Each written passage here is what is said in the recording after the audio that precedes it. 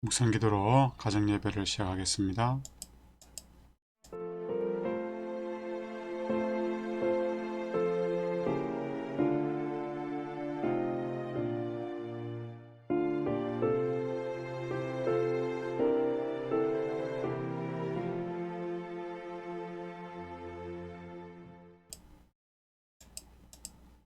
찬미가 236장 거룩한 말씀을 연구하세 찬양하겠습니다.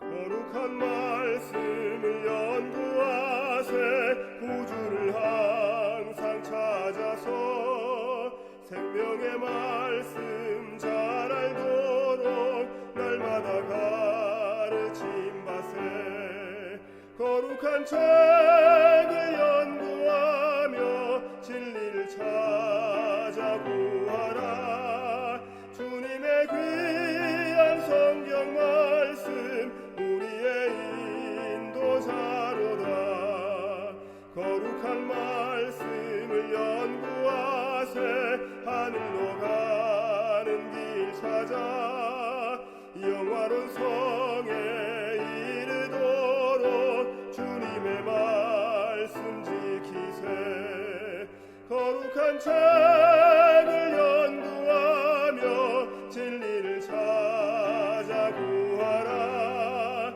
주님의 귀한 성경 말씀 우리의 인도자로다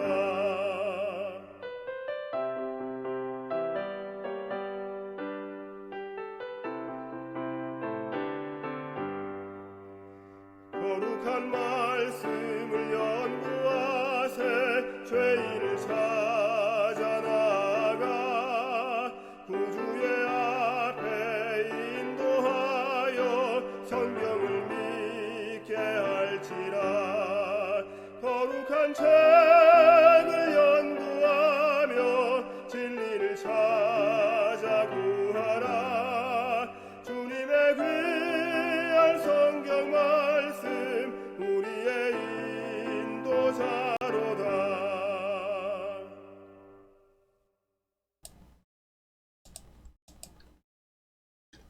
예수 모든 이름 위에 뛰어난 이름 거룩한 파종자 뿌리는 자는 말씀을 뿌리는 것이라 마가복음 4장 14절 말씀 이사야 선지자는 그리스도에 관하여 놀라운 증언을 합니다. 이는 한 아기가 우리에게 낳고 한 아들을 우리에게 주신 바 되었는데 그의 어깨에는 정사를 메었고 그의 이름은 기묘자라 모사라 전능하신 하나님이라 영존하시는 아버지라 평강의 왕이라 할 것임이라. 그리스도께서는 이해가 더딘 제자들을 나무라셨습니다. 그들은 처세움과 전통의 유혹에 영향받았기에 이 세상에 가장 위대하신 스승이 전하는 진리를 잃어버릴 때가 많았습니다. 예수님은 그 가치를 거의 모르고 있는 제자들이 진리를 습득하도록 자신이 그들을 인도했음을 일깨워 주셨습니다.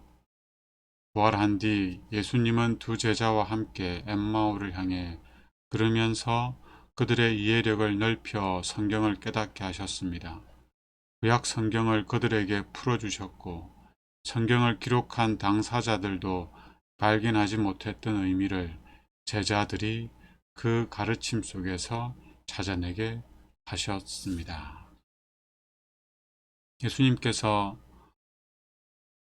십자가에 달려 죽을 때까지 제자들이 예수님의 사명에 대해서 이해를 못했습니다.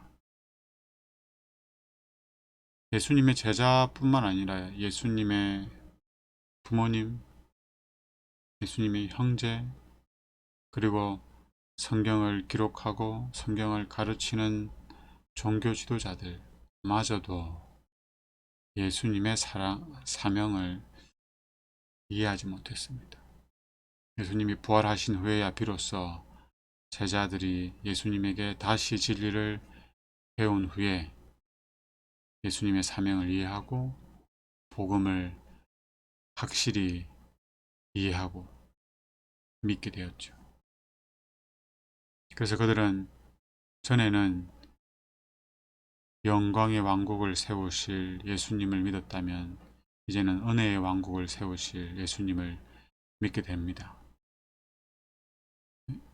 이 땅의 왕국을 새롭게 세울 메시아가 아닌 그들의 마음 가운데 하늘나라를 세우실 메시아를 발견하고 믿게 된 거죠. 다르게 표현하면 죄 중에서 구원하시는 메시아가 아니라 죄로부터 구원하실 메시아를 그들이 깨닫게 된 것입니다. 그리스도의 말씀은 하늘에서 내려온 양식으로 표현되었습니다. 그리스도의 말씀을 먹자 제자들의 이해력은 더욱 활발해졌습니다. 숨은 보화를 찾듯 진리를 부지런히 탐구할수록 그리스도의 은혜와 의에 담긴 가치를 더욱 깊이 이해하게 되었습니다.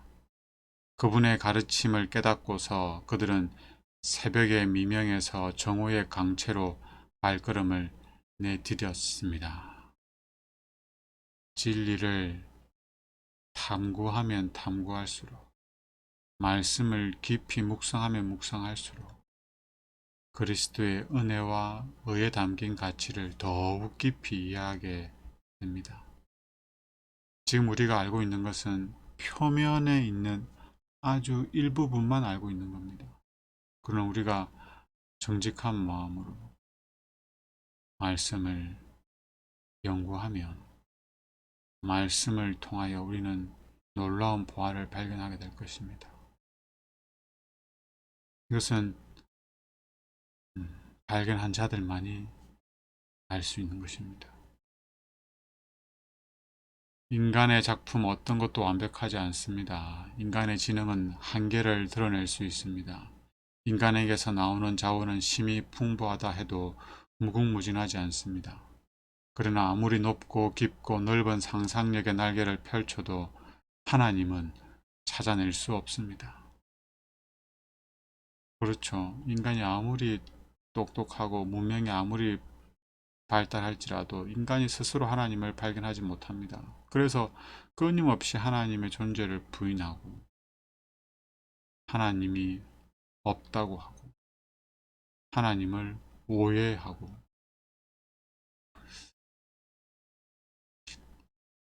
우리 자신의 힘으로 이해할 수 있는 모든 것 너머에는 무한함이 존재합니다. 성령님께서 우리에게 하나님을 보여주시지 않으면 안 됩니다.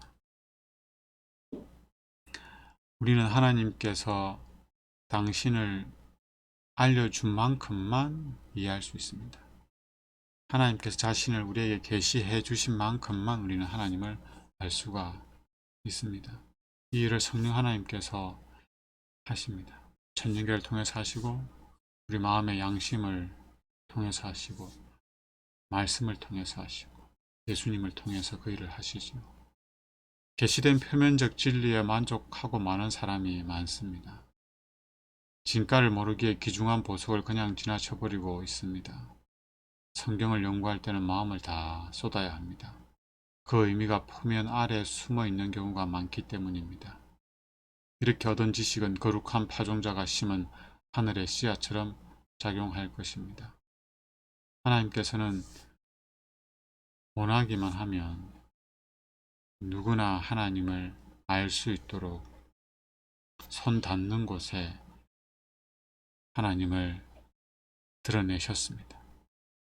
말씀을 통해서, 교회를 통해서, 또 성령을 통해서, 주변에 있는 사람들을 통해서, 또 사건들을 통해서 여러 방법으로 하나님을 만나고 알고 깨닫고 영접할 수 있는 기회를 주십니다. 끊임없이 우리를 부르시는 거죠.